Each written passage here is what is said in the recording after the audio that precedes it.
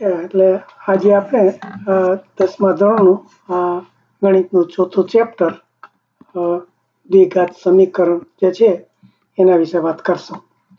એટલે એમાં પહેલો વિભાગ પ્રાસ્તાવિક વિશે થોડો વિચાર કરીએ તો દ્વિઘાત સમીકરણ એટલે પહેલા તો થોડું એની આપણે વાત કરી લઈએ કે આપણે જે પ્રકાર શીખ્યા હતા એનું ફરી પુનરાવર્તન કરીએ કે આપણે બહુપદી હોય બહુપદીના પ્રકાર આપણે જોયા હતા કે એમાં બે રીતે આપણે જોયા તો કે એક પદી એટલે ધારો કે x ખાલી હોય કે 3x હોય કે આ જે બધું હોય એને એક પદી કહેવાય. આ દ્વિપદીમાં x + 2 હોય એ દ્વિપદી કહેવાય. ત્રિપદીમાં x² + x + 2 હોય તો આ ત્રિપદી કહેવાય. એટલે એ આપણે પ્રકાર એ રીતે શીખાતા પદના ત્રિપદી ને બહુપદી એટલે આ બધી બહુપદીનો જ પ્રકાર 3 કરતાં વધુ હોય એ બધું. અને બીજી રીતે આપણે શીખાતા એના ઉપર કેટલી ઘાત હોય. ધારો કે આ x છે તો x + 7 તો આને આ x ની માથે 1 ની ઘાત છે તો આને આપણે એક ઘાત પણ કહી શકીએ, એક ઘાત બહુપદી પણ કહી શકીએ. અને આપણે એને સુરેખ બહુપદી પણ કહી હતી. સુરેખ બહુપદી એટલે આને તમે જો ગ્રાફ દોરો ને તો એક સીધી લીટી આવે એટલે સુરેખ. એટલે આને સુરેખ બહુપદી. પછી આ x ની માથે જો 2 ની ઘાત હોય x² + 7 એવું હોય તો આને આપણે આ દ્વિઘાત બહુપદી કહીએ. પછી x ની માથે 3 ની ઘાત હોય તો x માં 3 + 7 એવું હોય તો આને આ ત્રિઘાત. એટલે આવી રીતે આપણે એક ઘાતની પહેલો પાઠ શીખી ગયા બધા કે એમાં ઉપરથી આ x ચલ છે એની કિંમત કેવી રીતે મેળવવી. હવે આ પાઠમાં આપણે દ્વિઘાત સમીકરણની વાત કરે છે. જો બહુપદી અને સમીકરણમાં એટલો ફેર કે તમે આનો બરાબર કરીને જે મૂકી દો બહુપદીને તો સમીકરણ થઈ જાય.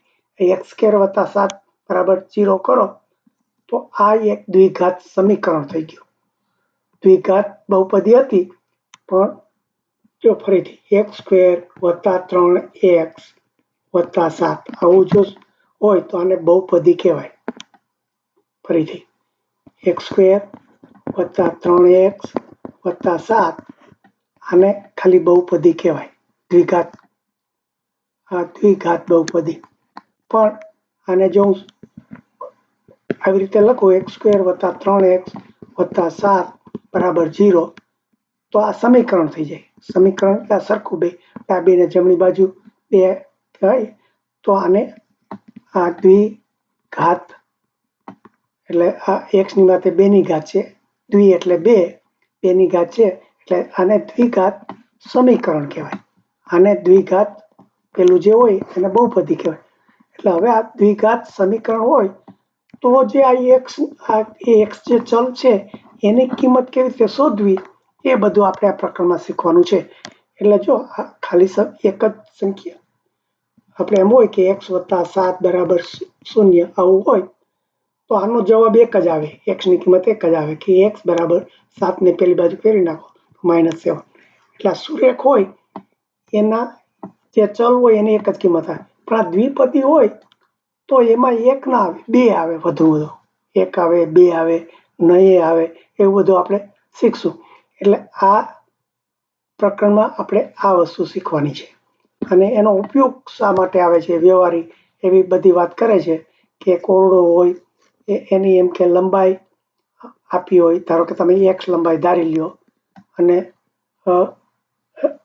પહોળાઈ અને આ લંબાઈ છે એ x + 4 હોય તો આનું ક્ષેત્રફળ આપણે જોવું હોય તો કેવી રીતે થાય તો કે x × x + 4 અને આને છૂટું કરો તો આ x² + 4x આવું આપણને થયું.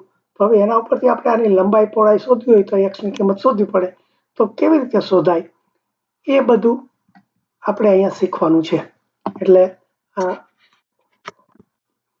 પ્રાસ્તાવિકમાં જે આપણે કીધું છે જોઈ લે કે આપણે એક ચલ સમીકરણ શીખી ગયા. એનું ટૂંકું આવી રીતે હતું કે ax પ્લસ b બરાબર 0. એટલે આ a છે એ આપણે સહગુણક છે, b છે એ અચલ છે, અને જો કે x 0 નો સહગુણક થાય, અને આ x છે એની માંથી એકની ઘાત છે એટલે એ સુરેખ છે. એટલે આની એક ચલ એટલે કે ચલક x એક જ છે. પણ જો આ ax પ્લસ by કેવું હોય તો આ x ને y બે ચલ થાય તો બે ચલ થાય, એ આપણે પછી શીખશું. પણ અહીંયા એક જ ચલની વાત છે. એના આવા સૂત્રો આવ્યા હતા.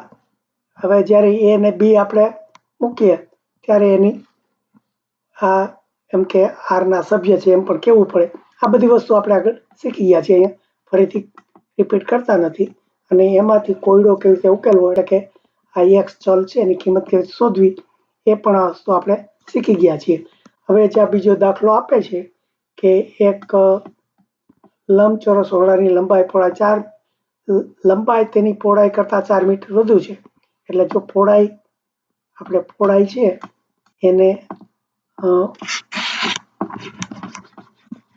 ધારી લઈએ. આપણને સીધું માપ નથી આપ્યું, અંગણીમાં સીધું માપ આપે. અહીંયા ધારી લઈએ કે પહોળાઈ x હોય તો લંબાઈ એના કરતા 4 મોટી છે, તો લંબાઈ કેટલી હોય? x + 4 હોય લંબાઈ. એટલે આવી રીતે વ્યવહારિક દાખલો આપ્યો. ઓરડાનું ક્ષેત્રફળ 60 ચોરસ મીટર હોય. હવે ક્ષેત્રફળ શોધવું હોય તો આપણને ખબર છે કે x × x + 4 આવું થાય. આને તમે છૂટું પાડો, આ બેનો ગુણાકાર, x² + 4x એ બરાબર 60 થાય. એવું આપણને સમીકરણ જો આપેલા ઉપરથી મળ્યું.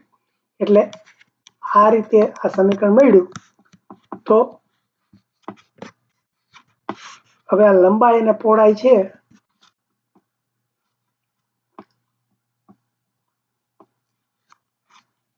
એટલે આ રીતે એને આ સૂત્રમાં ફેરવું. સમીકરણને સાદુરૂપ આપતા x² = 60 થાય. એટલે 60 ને પેલી બાજુ લઈ લ્યો તો માઇનસ કર્યા એને, એટલે સૂત્ર. જો એ સુરેખ સમીકરણ નથી, સુરેખ સમીકરણ x ની એક જ ઘાત ધરાવતું, એટલે કીધું ને આ સુરેખ નથી, એટલે એનું આ રીતે જવાબ મળે નહીં. એટલે આ પ્રકારના સમીકરણનું માથે બે ઘાત છે એટલે એને દ્વિઘાત કીધું. આ બધી વસ્તુ ખાલી આપણને વર્ણનમાં બતાવે છે. આ બધી થોડો એમ કે ઇતિહાસ આપ્યો કે ક્યારેક શોધાણું, આમ તેને એટલું બહુ અત્યારે કંઈ મહત્વનું નથી, એટલે આપણે વધારે ચર્ચા કરતા નથી કોણે શોધ્યું હતું કેવી રીતે.